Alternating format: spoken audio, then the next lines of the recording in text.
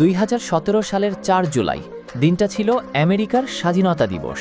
New York, Washington, Los Angeles সব শহর জুড়ে আতশবাজি, আনন্দ আর উচ্ছ্বাস।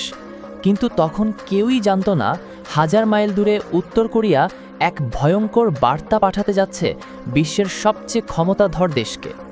ঠিক ওই দিন উত্তর কোরিয়া আকাশে ছুড়ে দেয় হোয়াসং-14 নামের একটা ক্ষেপণাস্ত্র যা আমেরিকার হৃদয়ে আঘাত হানার ক্ষমতা রাখে।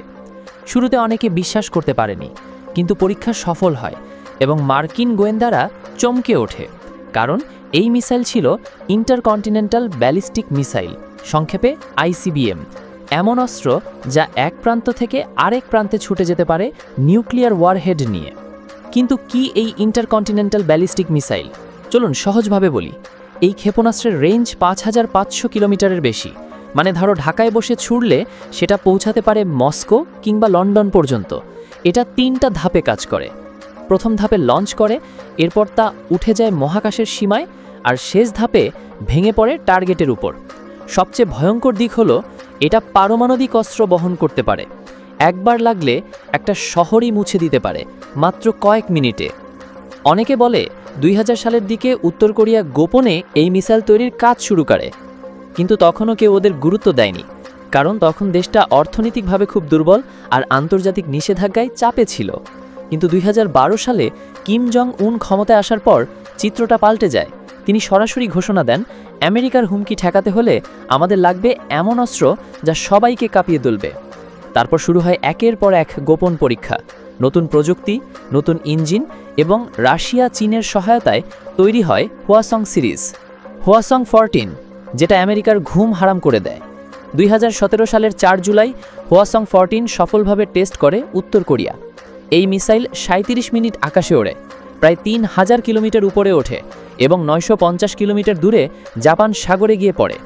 বিশেষজ্ঞরা বলেন, এটা যদি সরাসরি ছোড়া হতো তাহলে নিউ ইয়র্ক পর্যন্ত পৌঁছাতে পারত। হোয়াসং-14 এর শক্তি এক নজরে, রেঞ্জ 10,000 কিলোমিটার পর্যন্ত, ওজন প্রায় 30 টন, ওয়ারহেড নিউক্লিয়ার বহনে সক্ষম, ফ্লাইট টাইম 30 থেকে 40 মিনিট, ইঞ্জিন 2 ধাপ বিশিষ্ট। প্রথম ধাপে নিচ থেকে ওঠে, দ্বিতীয় ধাপে মহাকাশের ভেতর দিয়ে চালে, আর শেষে আগুনের গতিতে ফিরে এসে লক্ষ্যবস্তুতে আঘাত হানে। আমেরিকা কেন এত ভয় পায় এই অস্ত্রকে? প্রথমত, এটা সম্পূর্ণ অপ্রত্যাশিত ছিল। উত্তর কোরিয়ার উপর তখনও নিষেধাজ্ঞা চলছিল, তাদের অর্থনীতি দুর্বল, যোগাযোগ বিচ্ছিন্ন। তারপরও তারা বানিয়ে ফেলল এমন এক অস্ত্র যা সুপার পাওয়ারদের মাথা ঘুরিয়ে দেয়। দ্বিতীয়ত, এটা ছিল সরাসরি যুক্তরাষ্ট্রের উপর হুমকি। তারা জানত এটা কোনো খেলনা নয়, এটা পারমাণবিক অস্ত্র, আর আমেরিকার যে কোনো শহর এর নিশানায় আসতে পারে।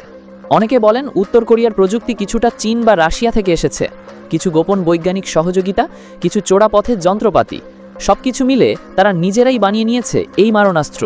এমনকি ধারণা করা হয় কিম জং উন নিজেও রকেট সিস্টেম আর ব্যালিস্টিক মিসাইল নিয়ে পড়াশোনা করেছেন। 2017 সালের পর আসে হোয়াসং-15, তারপর হোয়াসং-17, আরও বেশি শক্তিশালী, আরও বেশি রেঞ্জ।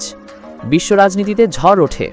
দক্ষিণ কোরিয়া আতঙ্কে সেনা মোতায়েন করে, জাপান, চীন, এমনকি রাশিয়াও উদ্বিগ্ন হয়ে পড়ে।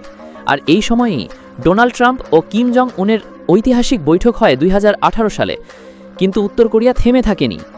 2024-25 নতুন বিপদের নাম হাইপারসনিক ICBM। সাম্প্রতিক সময়ে উত্তর কোরিয়া দাবি করেছে তারা এখন এমন হাইপারসনিক মিসাইল বানিয়েছে যেটা শব্দের চেয়েও 7 গুণ বেশি গতিতে ছুটে যায়। এমন অস্ত্র ঠেকানো প্রায় অসম্ভব, মানে ছোড়ার পর আর কোনো দেশ সেটা থামাতে পারবে না। একটু চিন্তা করুন তো, একটা দেশ যাদের অনেক মানুষ দিনে 2 বেলা খেতে পায় না, তাদের হাতেই এখন বিশ্বের সবচেয়ে ভয়ঙ্কর প্রযুক্তি।